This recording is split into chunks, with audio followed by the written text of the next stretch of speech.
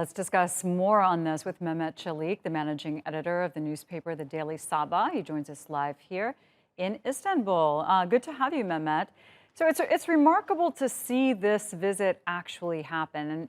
And does it mean that what appeared to be a deep rift over the murder of Jamal Khashoggi is now healed? I think, we cannot say it is healed concretely at the moment, but I think what is happening in the region is that Turkey and other nations, including Saudi Arabia, Qatar, UAE, Israel, they are going through a manageable rivalry.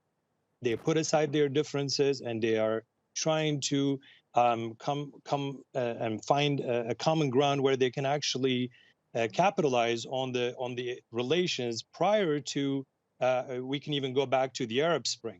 So yes, they do have rivalry. Yes, they do have competition. Yes, they do have conflicting interests. But I think following particularly the U.S. U.S. withdrawal from the region, now they have come to a sense where they want to reestablish these ties, agree on their disagreements, and manage their rivalry in a way that will benefit their individual state interests and the region's interests as a whole. So it's maybe too early to call it a complete heal at the moment, but it is going through it's undergoing a treatment at the moment. So I think that drift is being fixed, but the level and the speed of that, the fixing that relation may not be as quick as one is thinking. However, there is goodwill from both sides, and they both rely on each other, particularly on trade relations,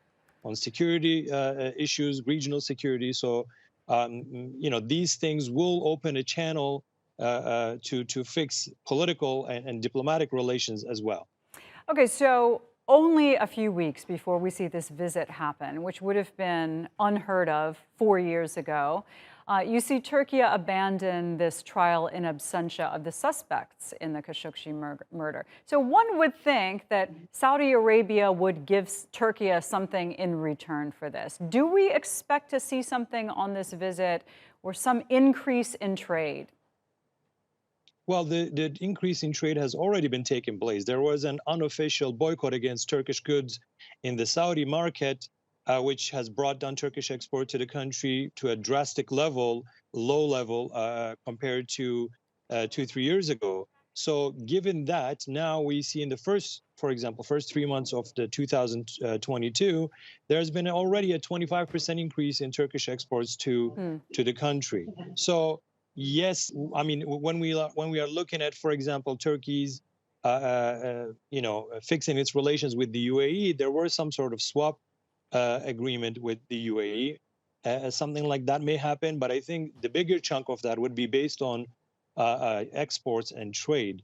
Saudi Arabia, compared to UAE, is a bigger market for Turkish goods. So if Turkey and Saudi Arabia, they can fix their relations, I think it will be a big opportunity for the Turkish businessmen where they can have access to that large market for their exports. Got it. All right, Mehmet, good to hear from you. Thanks.